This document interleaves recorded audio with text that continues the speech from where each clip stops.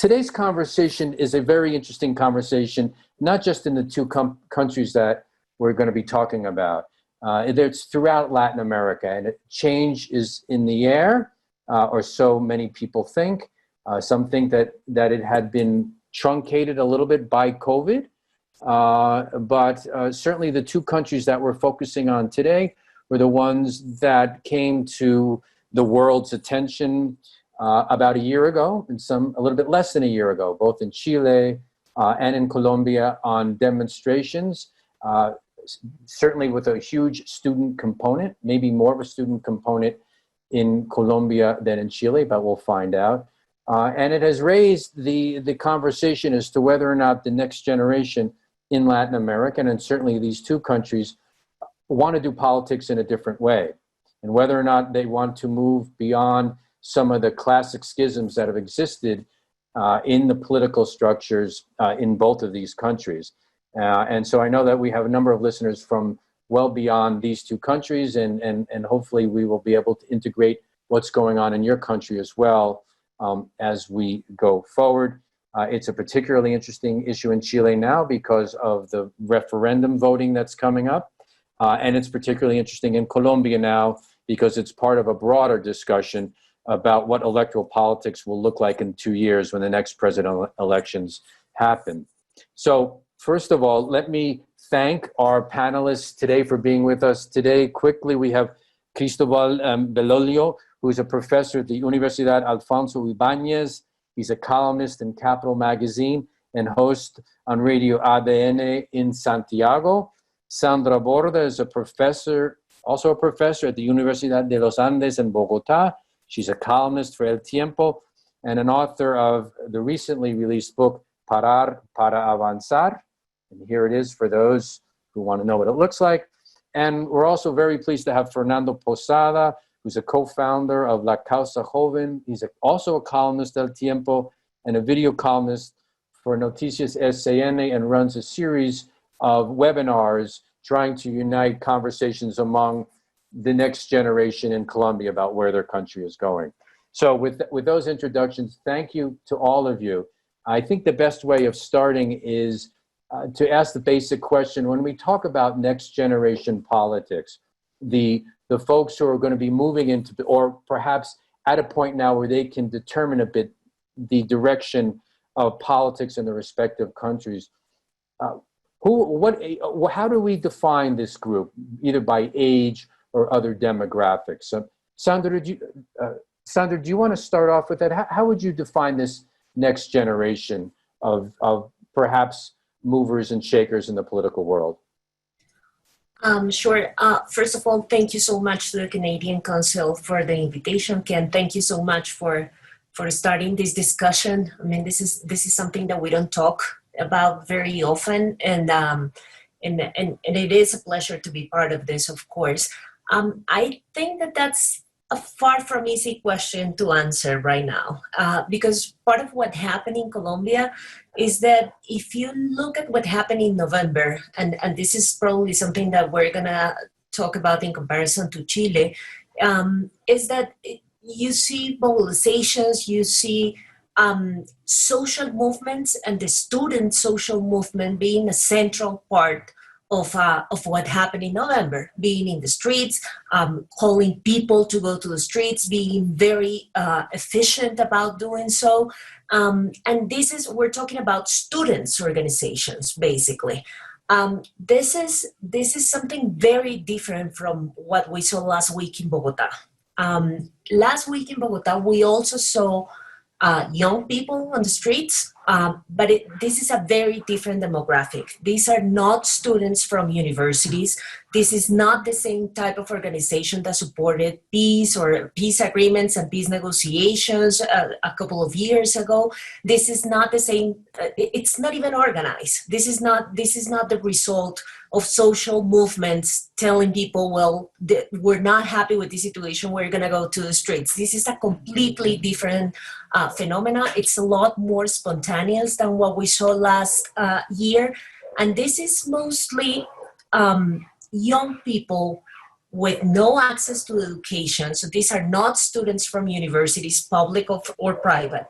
these are people with no jobs at this point. And I want to remind you that here in Bogota, after the pandemic and the confinement, the level of jobless, the percentage of young jobless people, it's between 34 and 36% in the city. So these are mainly people who suffer a lot from the pandemic and are right now in a very difficult economic and social situation. And these are people from very poor neighborhoods in Bogota who have long ago struggled with the police, because these are the places where you have groups of young people in parks and public places, and you always get the police basically harassing them, either because they are smoking marijuana, which is a sin in this country still, or basically because they are not doing anything. So you have a very high level of police harassment on these type of streets in the city. And what happened last week is basically that people got fed up with the behavior from the police and with their own social and economic situation at this point.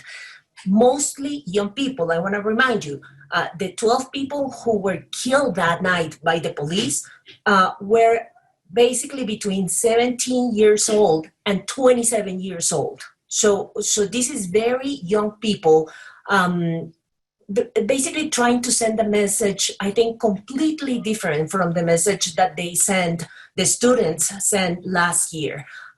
So what you find here is a difference in terms of class, basically, and very different types of concerns. While students are concerned about the peace process, they are concerned about,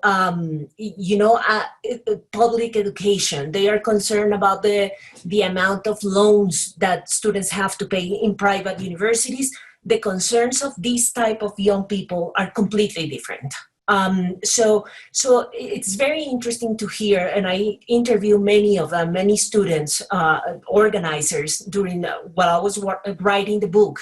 It's very interesting to hear them say that one of the challenges that they conceive is the most important challenge they have now is basically try to talk to these young people, because this is not who they are, this is not who they represent, this is not people who they are in contact with. So I think that both types of manifestations, protests, basically told us very different things about young people here in Colombia and the type of situation they are going through right now. Yeah, thank you, Sandra. We definitely want to have that discussion today about the potential fusion or the big tent coalition, as it were, and where youth next generation fits in. I want to go to Cristóbal in Chile, but just before I do that, Fernando, you're squarely in the middle of this. This is your generation. I would say we were talking about the audience and the constituency that listen to what you do and are active in what you're doing. How would you describe that constituency in terms of students, non-students, young professionals? Do you have working class? Who's involved with what you're involved with? Okay, Ken. So I would first of all like to say that facing what Sandra was saying previously, of course there are like two very different contexts and two very different reasons for the protests that are going on. I can see that at least you can find two main traits among them. First of all is the role that social media is playing here. In the way social media has connected, made this protest more massive, calling for people to participate in more wide manners. And also, of course, there is a lot of opposition towards the national government of President Duque. When we talk about this generation, that as Sandra was saying, are all of the most people killed in Bogota are between 18 and 30 years old. Well, the youth is particularly concerned with many of these problems. We have like one of these main traits among us, and it is the fact that we as a generation were born, or maybe not born, but yes, we were raised with a new constitution in Colombia. That is a constitution that has granted us many more rights and many more guarantees that our previous generations did not have when they were raised. This has brought us to be concerned with many situations concerning peace, concerning public order, concerning maybe the way we exercise the opposition towards government. So we can see that our generation is much more active than previous ones in the sense that we are much more active in the use of social media, which has of course connected us and made us more aware of what's going on, has brought a lot of coordination and unification for these processes.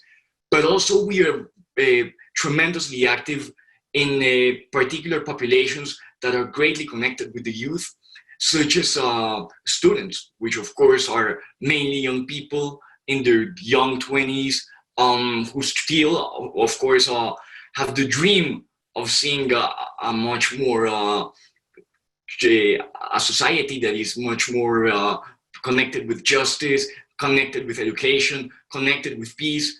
And so these are, of course, traits that the younger generation is particularly concerned with, struggling for these.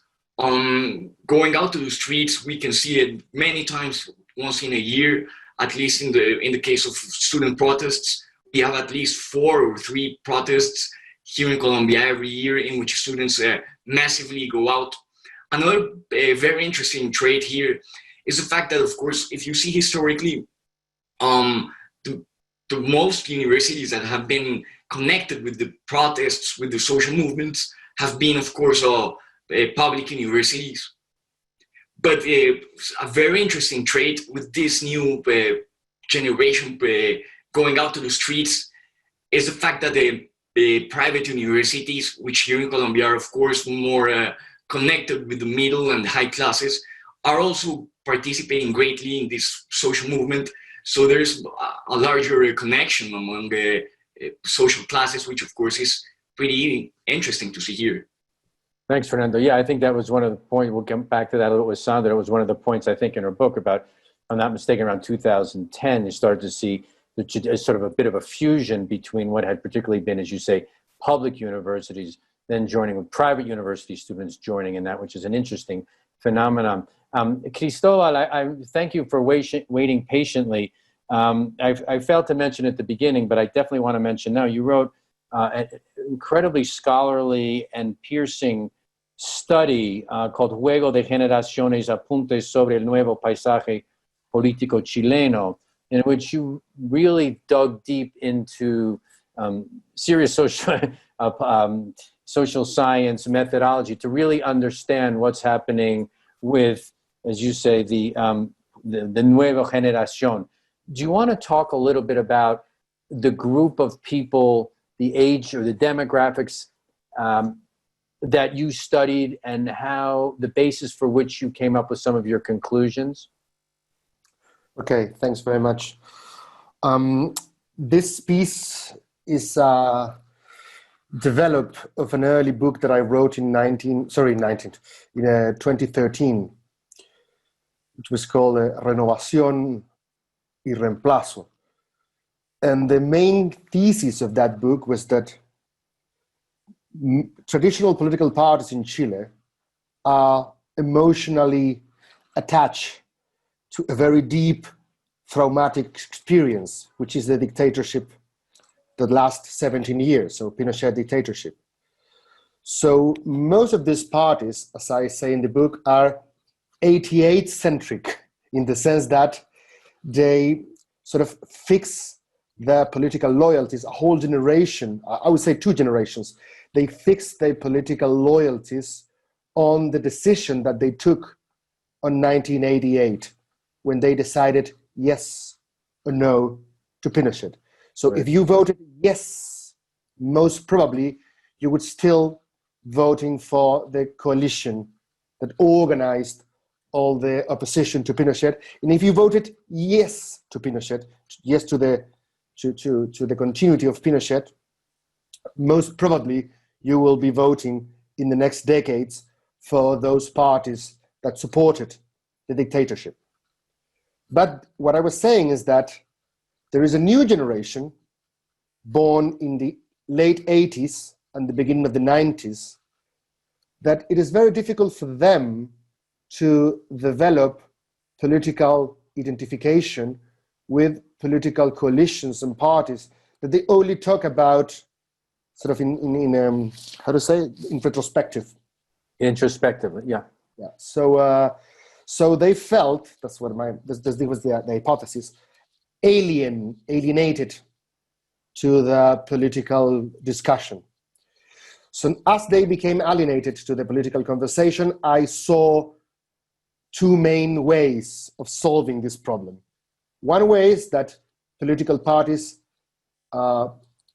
perform internal process of renewal, like recruiting new generations into positions of leadership. And the other way was what I call replacement, meaning that the sons and daughters of that generation will build their own political parties, and they will compete with the parents and grandparents, which was actually what happened in both the left and the right. So actually, I will say that our generational moment was not last year protests, was not 2019, but I will say it's 2011, in which we have huge student demonstrations. And after that moment, you could see a sort of political awakening of a new generation saying, you know what? We're not going to stay in line until after 20 years, we're going to hold positions of leadership. We're going to create our own political structures. And they did. A year after those student demonstrations in 2011, meaning 2012, new political parties emerge with a precise generational mark. On the left, Revolución Democrática, and after that, el Frente Amplio, which is sort of the Chilean Podemos, so to speak. Right. And on the right, Evópoli, that stay in the main coalition. So I used this sort of catchphrase that Revolución Democrática and the sons and daughters of the old Concertación, they moved not only from their parents' house, but they moved out of their parents' neighborhood as well. In the case of the right, they move out of the parents' house, but stay in the same neighborhood. But the thing is, they create political parties to compete with the parents' parties. So in that sense, I will say that what was interesting about the 2011 student protest is that in 2017, for the first time, they beat for formal power. They won seats in parliament. They actually put forward a presidential candidate who took 20% of the votes, Frente Amplio. So this was like the official debut. They say, we're here to stay. And you may say that there is no ideological addendum. There's no ideological extra to what they did. But my hypothesis is that they do have a slight ideological difference with their parents. It's not only that they're younger. In the case of the left, I would say that they are much more critical of what you may call the neoliberal hegemony. I don't want to be very partisan in these labels and tags, but right. They criticize their parents for conducting governments that gave market too much power over rights of citizenship and social rights and so and so.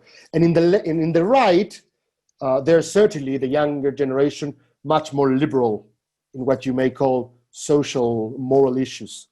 And that's not what happened last year. So if you want, later on, we can speak about the 2019 protests, which I think can be more precisely labeled as a populist movement. So people against elites much more than new generations challenging older generation as it was in a few years ago in 2011, 2012. Thank you, Cristóbal. Yeah, I would definitely want to talk about what happened last year. But let me just go back to what you were saying previously.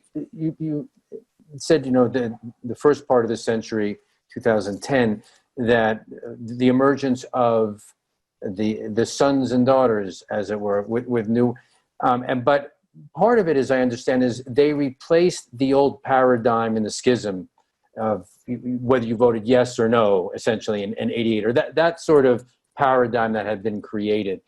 The question is, did they create new paradigms? You talked a little bit about one of it should the economic model be neoliberal or something else? Is that a new schism that has happened, or has there been, as you seem to indicate, some convergence that you said the new wing of the right wing, as it were, the new generation of the right wing isn't as right wing, at least on a number of issues that their parents were. So is there, so is there moving towards a convergence? That's the second part of the question. Okay, that's a very good question.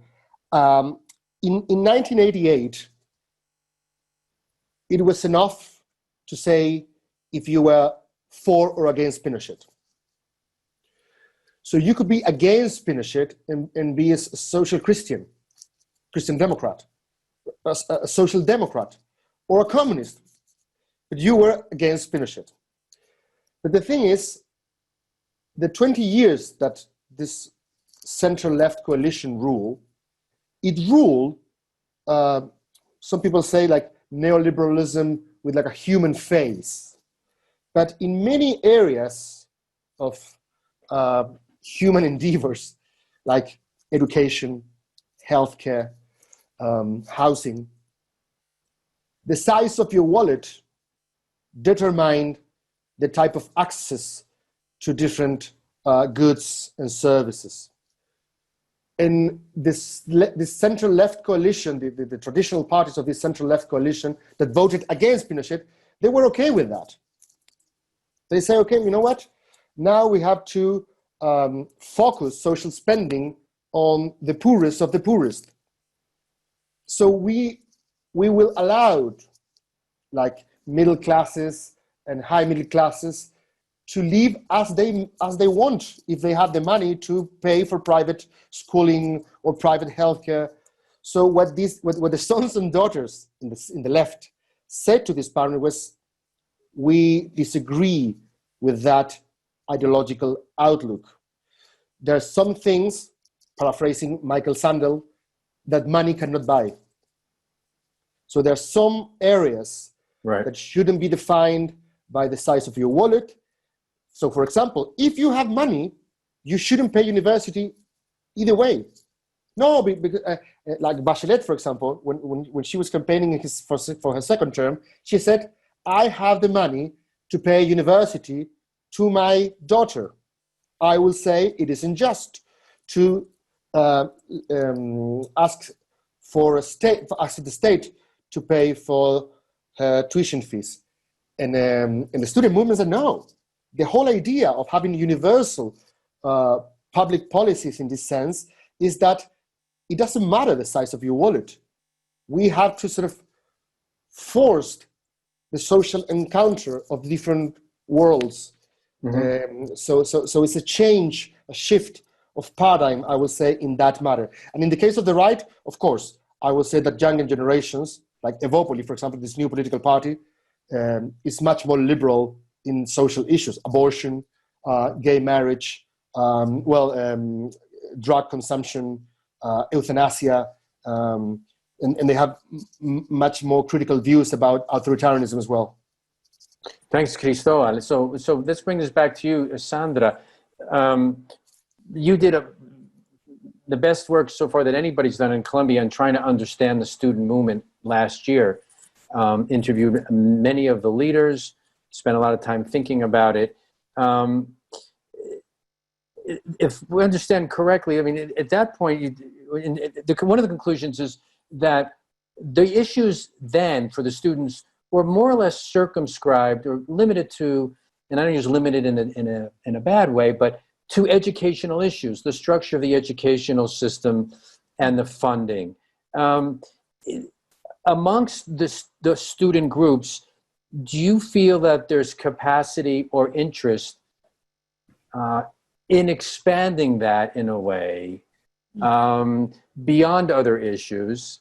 And do you find that there is some convergence? I mean, I assume that the leaders were different political tendencies, not completely.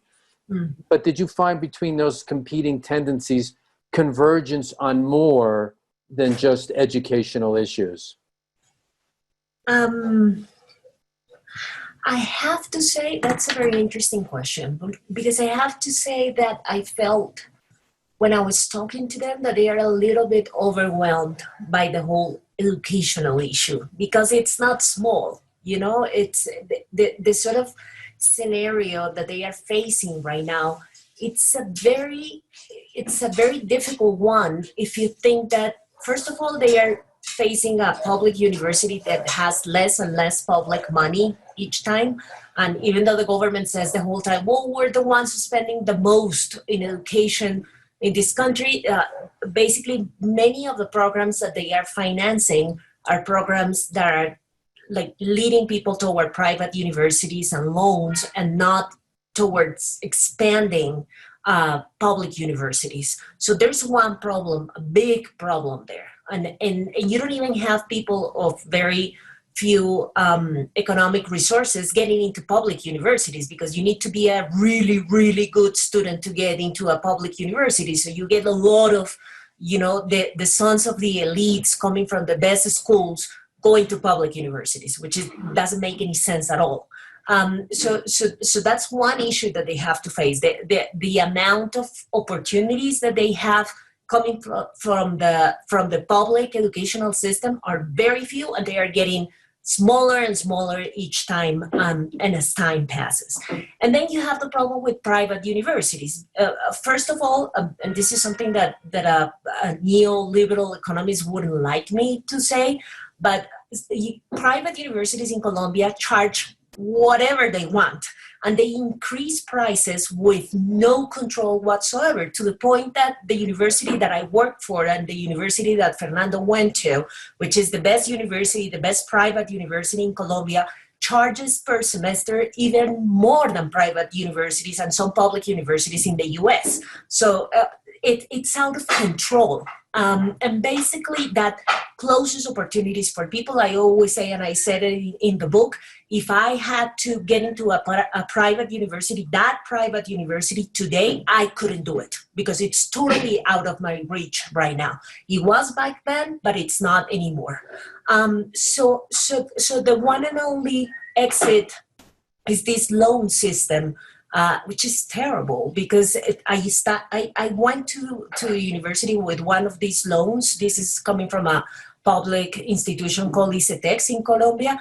And back then it was a completely different thing. The rules of the game were basically that it was a public institution, so they didn't charge a lot of interest in the loans they were giving you, and I paid that loan super fast, no problem whatsoever. Today, the thing is completely different, and now students are getting these loans and spending a lot of time trying to pay them, and not finding job opportunities as easily, so they can start paying them. So this is what I was trying to say when I said that they were overwhelmed by this whole situation. So they would love to think about something else, but this is making so much pressure on them that it's very difficult for them to diversify a little bit the agenda at this point of the story. But I would say that it's a social and it's an economic agenda for students too. But the problems they are facing right now are very different from problems they faced many years ago. Now, I mean, if you take a look at the story of the student movement, you find some instances of students, getting concerned with some other issues, public issues in Colombia. Fernando was mentioning the support for the peace process. but this is very sporadic, and this is not very frequent, and this is very targeted. But the students so far they haven't had the opportunity to expand their agenda. And I hear Cristóbal, and I even think that they don't even have the political channels that they have right now in Chile, because they haven't been able to articulate themselves in political parties. Their social movements experience a lot of problems, continuity, and so forth. So it's the few young people that you see in politics are being part of the traditional parties. And if you ask me, many of them don't have a young agenda, right? Mm-hmm. I mean, a youth agenda. They are trying to insert themselves into the political system the best they can, but they haven't been able to articulate a sort of organization with continuity that allows them to participate politically, carrying these topics ahead. Well, thank you, Sandra. So, Fernando, it seems to me your organization is trying to do exactly what Sandra just said about trying to channel these issues and broader ones into some vehicle for political force, or to at least for political articulation in some way. And you know, you heard what Cristóbal was talking about, generations setting up new political parties along with different paradigms and perhaps schisms. Is that what you're involved with in the people that are coming? I know that there are young politicians who listen to what you're doing, who participate in some of your webinars. Do they see it in terms of setting up new political parties to articulate these concerns, however broad or narrow they are? You expressed a sort of a broader agenda than just, quote, you know, student financing issues, or specifically student issues. How do the people that you're working with, how do they see what they're trying to do? So again, by 2020, by the beginning of this year, already with the pandemic going on, we sat down and talked with a couple of friends of mine that we work close to journalism and the public debate. We created this space called Causa, Joven, La Causa Joven, which would translate to the young cause, the youth cause. And it's more than being a political organization, it's a form of constructing public debate, targeting the Colombian youth. First of all, because we have to fight maybe one of the largest threats concerning youth, and it's the matter of apathy. Because, of course, many young people still don't care much about politics. They are not very concerned about it. Maybe they don't have to pay taxes. They don't have to pay for their pension. When you grow older, there are many more matters of a society that make you become each time more involved into politics. But as you are younger, there are less of those matters, which of course make it easier for people to be apathic. So the first point we were trying to face with this organization of young people, maybe involved with political causes, which are like growing new voices among journalism, was the fact that we had to make people of our generation that we speak to be each time more connected to politics, more concerned about the matters of decision-making within the society. And what we found a lot was the fact that people wanted to know more about politics, but believed quite not very much in the traditional media. And they're finding in these new growing social networks, YouTubers, Instagrammers, Twitters, new ways of communicating and finding voices that they believe can represent them much more than the traditional media voices. So what we're trying to do is to build new debates in this new social media, trying to have voices that represent much more the different political and maybe social views that can introduce these young people to many different points of view. And what we can find is particularly challenging, but also it's interesting. And it's the fact that people, they believe maybe knowing about politics is difficult, and if that they didn't know about it, maybe it's too late for them. So the first thing we're trying to make people understand is the fact that you can grow interested into politics, and that it's not difficult to understand, that it's not going to take an entire load of time for you, but rather that if you want to know about it, come with us and we're going to introduce to you many different points of view, many different political new voices from the entire country. And that's what we're doing. We've managed to reach a wider audience each time, which is of course really fascinating for us.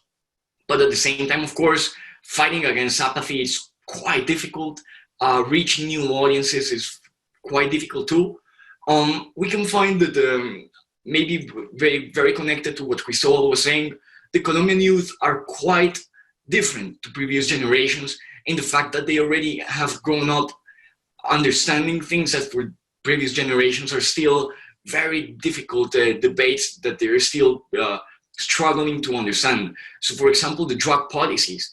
For the younger generations, of course, there's much more of an acceptance that there needs to be a transformation within the drug policy here in Colombia.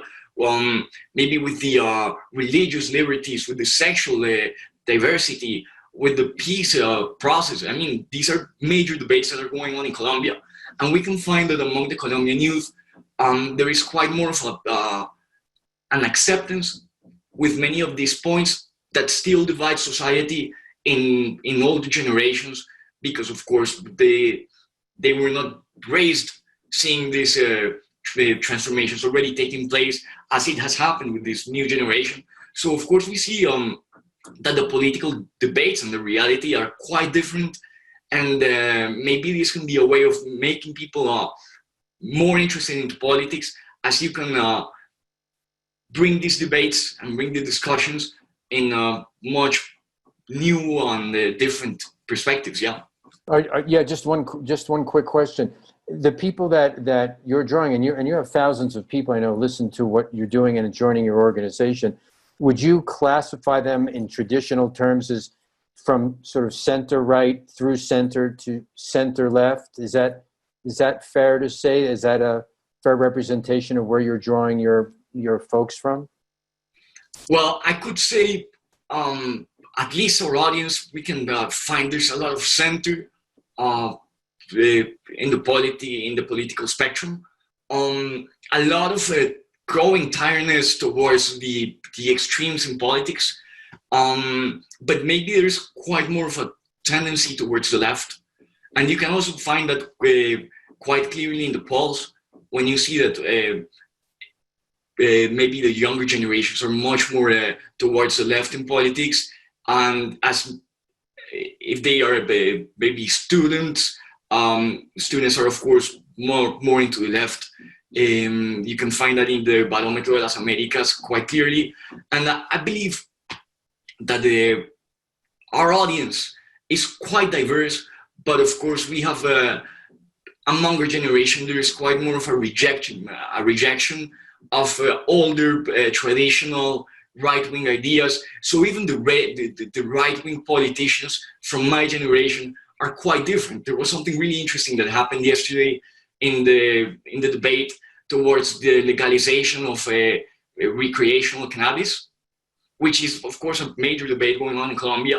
And it was being voted in Congress, and one of the votes that saved the project from being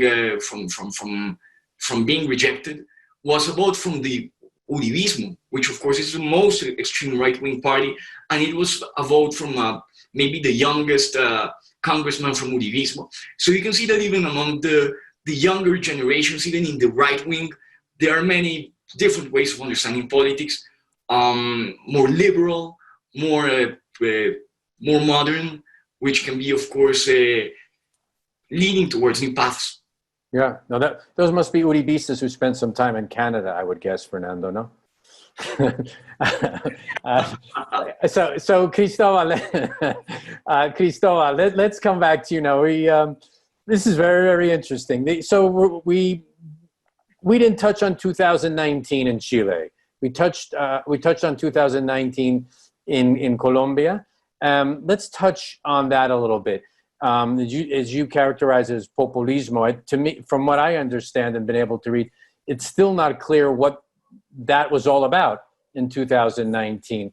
Is there a coherent storyline about what happened that one could equate or tie into youth or next generational, or is it just a melange of everything thrown in together? I think that the jury is still out on what happened last year in Chile. Of course, there are some public intellectuals who hold very strong positions about it, so they already know what happened. Some of them actually say that they knew what was happening early on, but I prefer to be more cautious here. I think there are competing hypotheses. Right. And as long as they sound plausible, I will give them some partial credit. There is this story about, the immediate causes, if you want to talk about in that sense, is on the one hand a systematic rise in the price of basic goods. So in public services. So, for example, public transport, which was like the what triggered. The flashpoint. Right.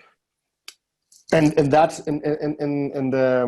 the rise in the fare of public transport was agreed by an expert committee. So I say this because I'm going to bracket this populism idea, which is very anti-elitist and anti-expertise as well. But on the other hand, the perception that there is an abusive elite, which comprises politicians as well as the corporate world, business people. And this elite has been peddling a sort of official narrative of progress. And what happened in 2019 is that we could witness that not in the fringe, but there was another narrative of progress to be told. And according to this alternative narrative, the last 30 years of Chile, which in the official narrative, in the mainstream narrative, have been the decades with more political stability, material prosperity, economic growth, and social peace, if you want. So the alternative narrative says something like, this is not really progress, we're going backwards. So where's the youth figure into that? Well, yeah. The thing is, for boomers and Generation X, they're all millennials, but they're not all millennials at this point. Right. There's a divide between millennials and centennials, who are the ones who follow. So I will say, actually, that the millennials who created political structures, and as Sandra was saying, to some extent, Chilean political science was proud of the way in which the need for social change was absorbed through institutional means. So if you have something to say, you create a political party and you dispute formal power, which is very interesting. But I will say that even those millennials who created political parties in 2011, 12, 13, and who competed in elections in 2017, they were also on the on trial in 2019 because they were perceived as part of the elite.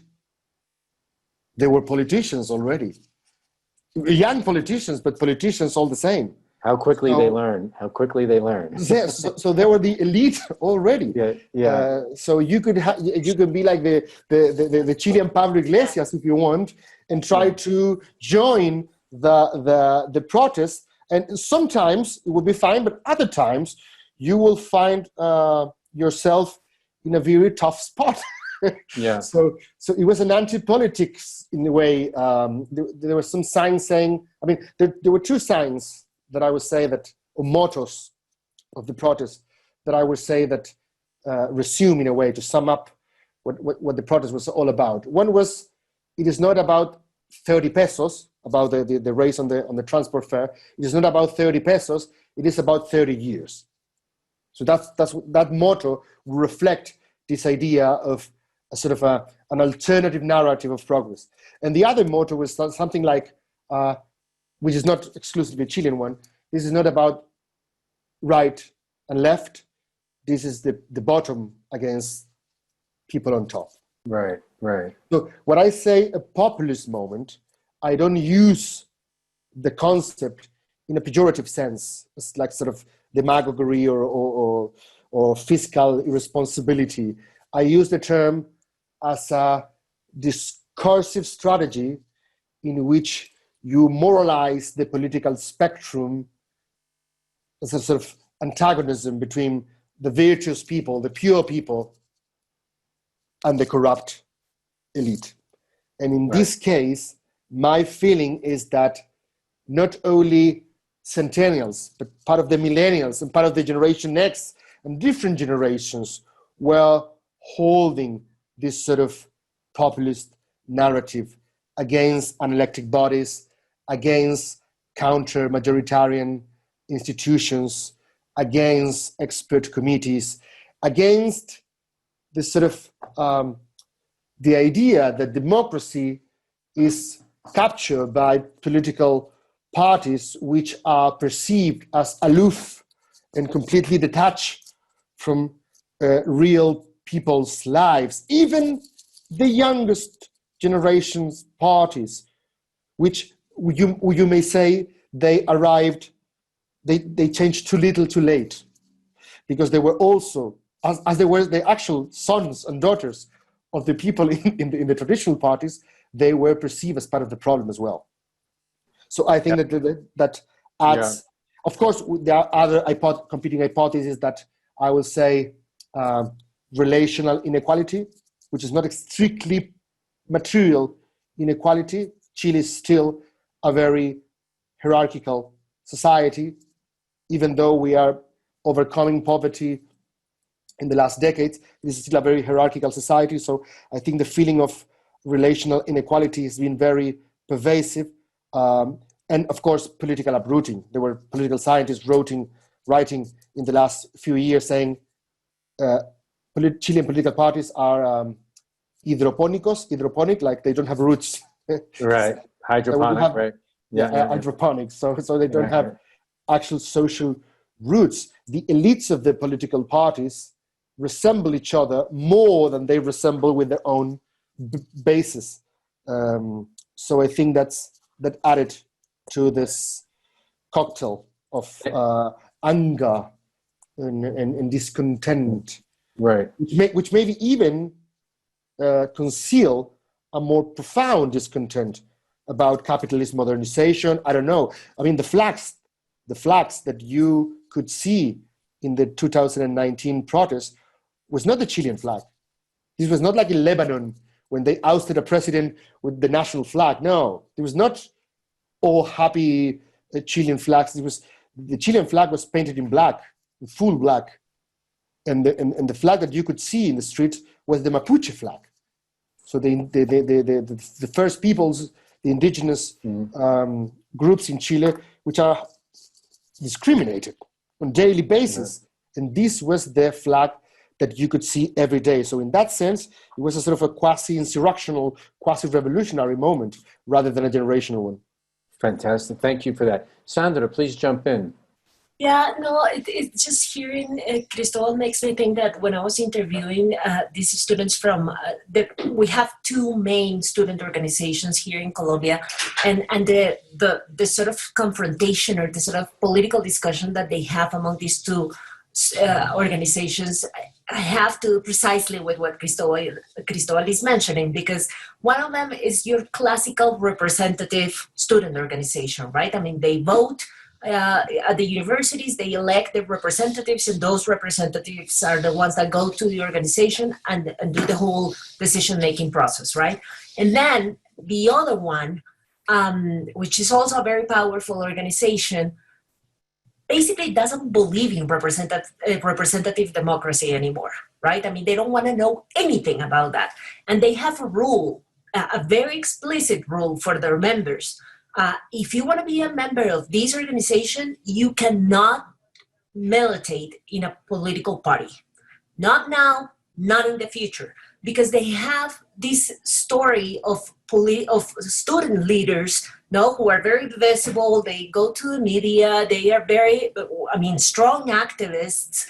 And then they go to a political party and they go to the Senate or the House. And what students perceive is that that's a cooptation movement, right? I mean, that this is not them representing the interests of young people or the students in political institutions. It's not about that. They become different people, right? I mean, they become part of the establishment once they go to these elected posts. So these organizations are very, very skeptical of representative democracy institutions. And this is a very important discussion because they are starting to think that the only way they can participate is through direct democracy, right? Through assemblies, through very different sorts of mechanisms than the ones we political scientists know and are so familiar with, right? So seeing these students again with working through assemblies, making decisions through consensus, not majorities, and trying not to construct strong leaders that then become politicians, but trying to generate mechanisms to act collectively in more efficient ways. Is what we're seeing. It's the way they are conceiving politics these days. And we live in a completely different world. And this is the reason why the phenomenon that Cristóbal was pointing out, this big separation among political elites and political parties and the rest of the society is so big. And the problem is that people, I think young people more than anybody else, but also civil society are starting to think that this preserving these communication channels with the political class is not worth it anymore. They don't listen, that they are not defending anything, they are not representing anything. There's a very strong political discourse against the institutions as we know them so far. And I struggle every day. Some days I say, no, this is what we got. This is the best we can do. Please, let's try to preserve this and make it work. This is the conservative political scientist in me, right? But then some other days, I just basically realize that political elites are not answering to any of the concerns that people have on the streets. I just give you a very small but very eloquent example. After police killed 12 citizens during the riots on Wednesday, yesterday the president decided to put on a police costume and show solidarity to policemen. This is the level of this disconnection that we're talking about. So it's going to be very difficult to reconstruct this through the usual channels that we know so far. Can I jump here, Frank? Because I have a story that I think illustrates in Chile what Sandra was talking about. In the 2018 feminist protest demonstrations in Chile, so a year before the 2019 protest, there was ¿cómo se llama? so the feminist students in Universidad Católica, they took the building. How's the technical name for that? Yeah, they seized the building, or they seized the building. They had a sit-in. They had a sit-in. They had a sitting in the building, of course, prohibiting other people to enter into the building. Right. Yeah. So, and the interesting thing about this sitting was that they have women in this case, spokespersons, every 6 hours, a new spokespeople. Every 6 hours. So it was very difficult for the authorities of the university to know whom to speak and to whom reach agreements.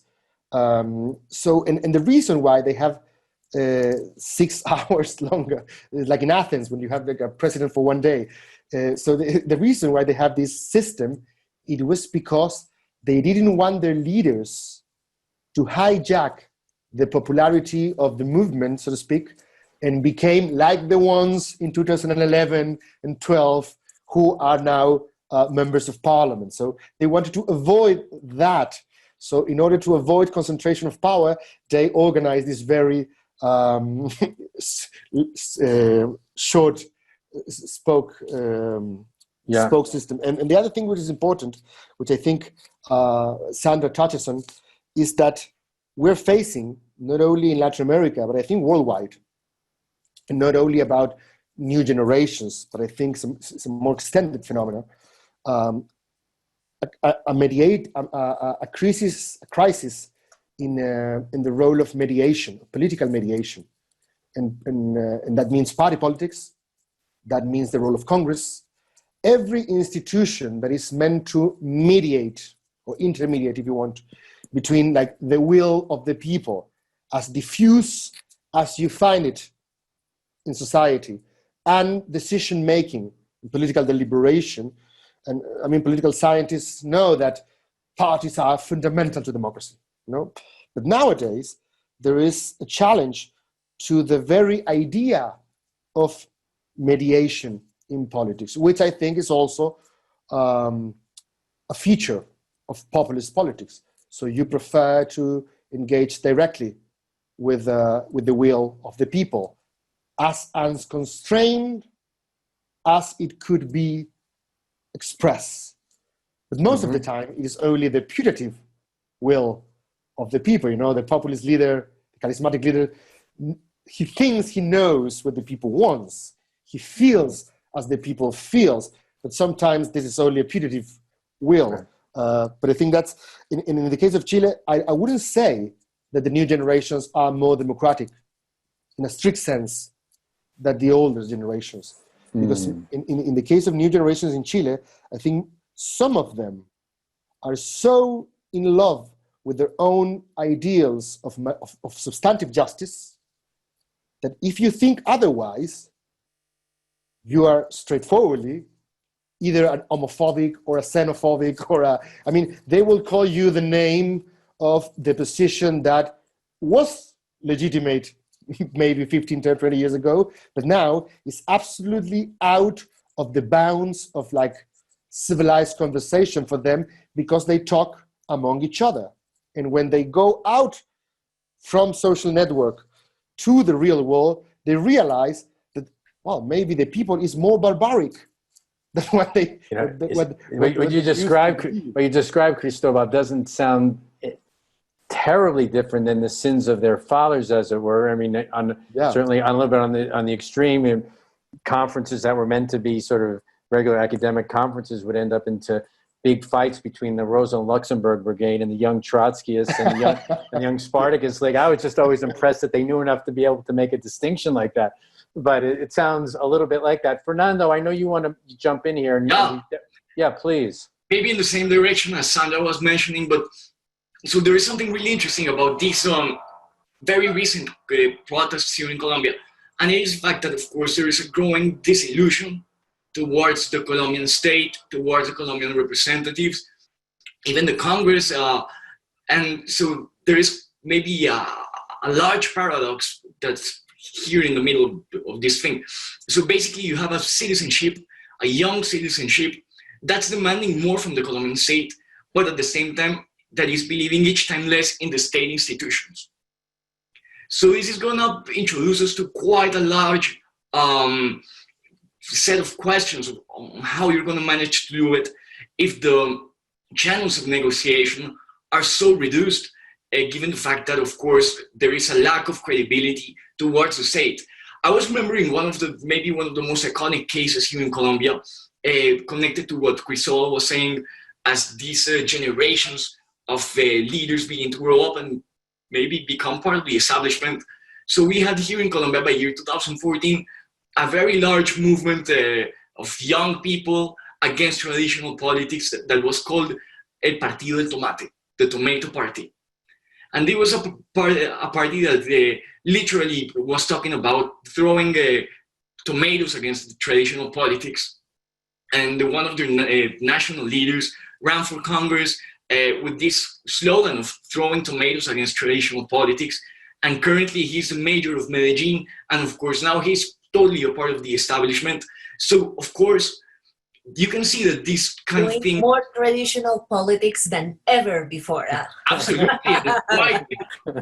Quite linked to many of the traditional parties. And but it's the paisa version of a tomato. That's what it is. Right? So you see these kind of things obviously lead to people being disillusioned with politics, searching for new ways of political participation that are not quite linked to traditional politics, to traditional parties. And well, of course, this is going to lead up to a broad question that for me is maybe one of the most interesting things to think about here. And it's the fact that people are demanding each time more from the state in education, in peace, in justice, in social programs, but at the same time, they're growing disillusion towards the state. They're growing, they don't believe in many of the state institutions. They don't believe in these channels of negotiation. So I believe one of the main traits of these younger people that are going out to the protests is the fact that they're growing concerned with the structure of the state. They don't believe in it. They don't want anything to do with it. They don't want to negotiate with it in many ways. So there is quite a disenchantment towards the Colombian state. But at the same time, you're demanding more from it. So, of course, it's going to represent quite a lot of difficulties when you're trying to reach, of course, negotiations and common points as a result of those negotiations. Yeah, it's Fernando. It's interesting because I imagine part of your project is to try and meld this mass of, from, you said mostly center left and left, but some on the center right, meld it into some kind of political force to perhaps channel it through the traditional political parties in preparation for the vote in 2 years on the president, right? As opposed to what people are setting up as sort of the contest of the extremes. So it seemed to me the challenges you described are the challenges that you personally are trying to take on to try and help direct. Is that correct? Yes, absolutely. So, of course, what we try to make people understand is the fact that, of course, it's very easy to generalize, to say that Congress is an institution that you cannot believe in, that the Council of Bogota, and of course, quite a large amount of these people that are part of these institutions have been elected in ways that are maybe linked to corruption in many ways, that you can see that quite clearly. But also you can understand that people in the Congress, at least you can find 5 or 6 people that are quite interesting and that the youth should be aware of the fact that there is no other way, in my point of view, of taking over the decision-making progress that if going to the institutions that actually are in charge of making those decisions. So one of the points that are most necessary in this point is the fact that people have to somehow understand that they need to go to these institutions, although they're not believing in them, and that they have to find that some of those congressmen and congresswomen, of course, they're quite few, but there are people that are doing interesting processes in Congress, in the council, and that you have to understand that if you're aiming to have some kind of incidence in the decision-making process, that's the place you have to go to, and that's the people you have to negotiate with, Otherwise, this is going to be a social movement that's not going to lead up to any kind of accords or treaties among the social movements that are participating. Yeah. Thank you, Fernando. We've already abused the panelists of their time, but let me give final round of comments to Cristóbal and Sandra if they want to jump in and talk about anything that they've heard or something that raise an additional point. Cristóbal, did you want to add anything to the conversation? I mean, rather than a conclusion, I would like to open a question. So, even though I am a political theorist, I don't work with many empirical cases. I'm very interested in this sort of cleavage theories, how political party systems around the world are formed.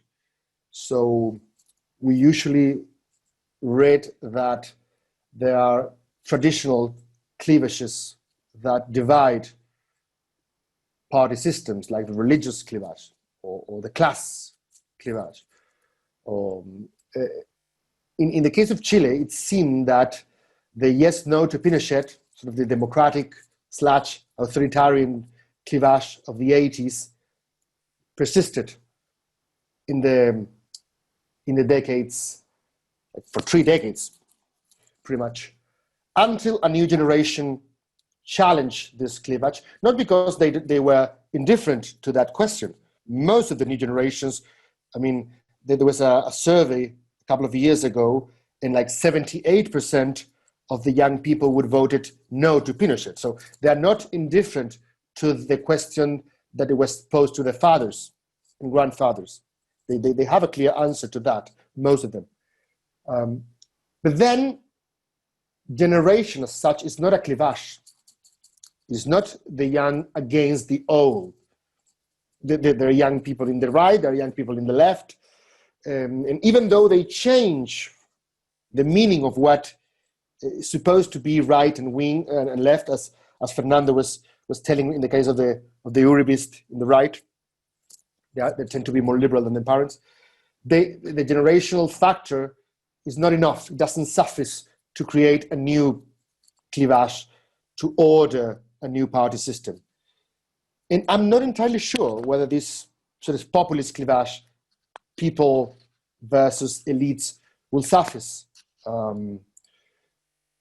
We have a constitutional process on the way. We have a referendum on a few weeks from now, in the middle of the pandemic. So I don't know how exactly this is going to work, but we have a very important referendum in which we're going to be asked whether we want to change Pinochet's constitution, to draft a brand new one. So it's not a reform, it's a brand new one from scratch. So what happened in that Constituent Assembly would, I mean, I will be very interested on what are the coalitions and how different social actors interplay in this drama, which is not only about generations.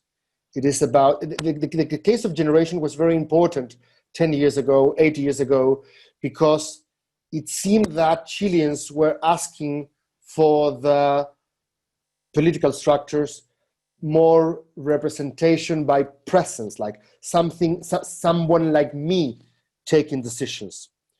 But nowadays, that there are young people in the parliament, we don't need more young people. We need indigenous. We need more women. We need more sexual diversity. We need more atheists, maybe in a Catholic country. So there are other types of, I mean, to borrow a term from feminist theory, we need more intersectional sort of movements in which generation is just one of them. So I think that I will be interested to see how the new party system will emerge from this constituent process. Great, thanks, Cristóbal. Sandra, you have the honor of the final comments. No, I think I like to compare these cases, and this is one of the reasons why I was so interested in hearing Cristóbal, because I keep thinking that we're so behind this whole process, right? I mean, Cristóbal is already talking about intersectionality and gender politics and all these things, and we haven't even but Sandra, overcome the traditional party issue. Yeah, but Sandra, I don't think they're talking about legalizing cannabis in Chile as they are in Colombia. I wish. So give some credit to Colombia. I know, but it's a very difficult type of political conflict. You know what I'm saying? It's more. At least they have been able to incorporate, young people issues into their agenda, and they even constructed political parties around these issues. We haven't been able to do that. So this is one of the reasons. Listening to one of these webinars, I think that the one you did previous to this one, somebody was saying that the next election in Colombia, the next presidential election in Colombia, is going to have to deal with this new cleavage in this country, which is basically youth, education, all these issues that basically also touch into the whole inequality problem, which is a big problem in Colombia too. But it's not going to be anymore about being against or for the peace process. It's not going to be about what Americans call social issues, abortion, religion, etc., etc. It's not going to be about that. If they want to have an election in which people feel engaged with the conversation, they're going to have to start talking about completely different issues right now. Otherwise, we're going to have a high level of abstention in the election, and we're going to get into the same trouble of people not believing that the ones who got elected are the ones who represent them. So it's also, I agree with Fernando that part of the idea is that social movements and social organizations realize that they have to work through institutions, but also the political class has to get closer to people and has to connect a little bit more and has to try to talk the language and about the issues that people care about. Because if people go to the street because they are feeling threatened by their police, and then next day they are calling these people members of the ELN or members of the FARC dissidents, and they call them guerrilleros and terrorists, this is not talking. This is not talking, right? I mean, this is cutting the conversation right in the middle. So I think that I think that the political class is going to have to transform completely the way they do politics and the way they construct political deliberation in Colombia. Yeah, it's interesting. I know Fernando does want to have one final word, but about what I was saying. Please, Fernando. Oh yeah, come on, please. So we can have a closer look at what happened in previous elections that can make us understand that there is quite a big transformation taking place in the political atmosphere in Colombia. By year 2010, we had a very famous, an iconic election in which there was this youth-based form of politics, which was called the Green Wave, the Ola Verde. And the Ola Verde was like this huge icon that reached the second round for the presidency with Antanas Mocus for a candidate. And by then, the Ola Verde reached nearly 3.5 million votes. By year 2018, Petro, which was, of course, really close to student movements, to social movements, managed to reach 8 million votes. So this is historically, this is doubling, even more than doubling, the previous iconic 2010 Green Wave. So, of course, we see that the elections can also show us that there are huge transformations taking place in which the Colombian youth, the Colombian social movements, the Colombian workers are taking immense place into them, and that the political class is, of course, tremendously scared of these processes taking place, and the fact that they cannot do anything to stop them, because, of course, this is a direct result of the lack of connection, of the lack of transparency in many policy-making processes, and the growing tiredness of these new participating movements that, of course, are growingly tired with this type of traditional politics. For me, the turning point for that was the fact that Petro managed to reach 8 million votes in the second round for the presidency in Colombia, which is an immense, totally inedited, amount of votes for the Colombian left, and it can still be way more for 2022. And of course, what Sandra was saying, the traditional politics needs to connect way more with the traditional, with the social movement, with the basis of the students, with the workers, with women, with so many people that are not well represented, and that they're, of course, aiming to this type of new politics that you can see it quite clearly in the 2018 election, and also in the 2019 election, which of course was a immense blow to the traditional politics in cities like Medellin, like Bogota, where you can have a discussion if they're center or not, or if they're not traditional or not, but it's quite clear that they're not the right-wing traditional class that was elected in 2019 for cities like Medellin and Bogota and Cali. And this is a result directly of this growing awareness that there is this disconnection with the traditional classes, and that they're growing new ideas and speeches against them. So of course, 2022 is going to show us quite a lot on how this process is going to take shape towards the future. Yeah. Thank you, Fernando. You might even throw in Cartagena, I suppose, in the election results last time as well, and sort of out of the traditional mode. Absolutely. Yeah. Yes. So we've gone way further than we're. Sandra, did I see your hand up? No. Okay. No, I'm sneezing and it's not coronavirus. Okay, well, that's good news. Look, thank you, Cristóbal, Sandra, and Fernando. I'm sorry that we went further than I had promised. For those who are listening, please tell your friends if they're interested as well. The video of this, or the recording in English and Spanish, will be on our website by tomorrow morning, I would think. This is not the first of an event like this that we've done on trying to understand the new dynamics in politics, what a center might look like. Just as a footnote, Sandra referenced one of our previous webinars, and that was one that we did precisely on can the center coalesce in Colombia with Humberto de la Calle and four very distinguished analysts from Colombia. So with that, again, thank you to the panelists. Thank you for all who are listening. We will be back with more. Please keep track of what we're doing on our website or sign up to get all the information on our latest events. Thank you very much, everybody. Have a good afternoon. Bye. Thank Nice to meet you. Thanks for the invitation. Thank you. Bye-bye. Thank you. Thank you.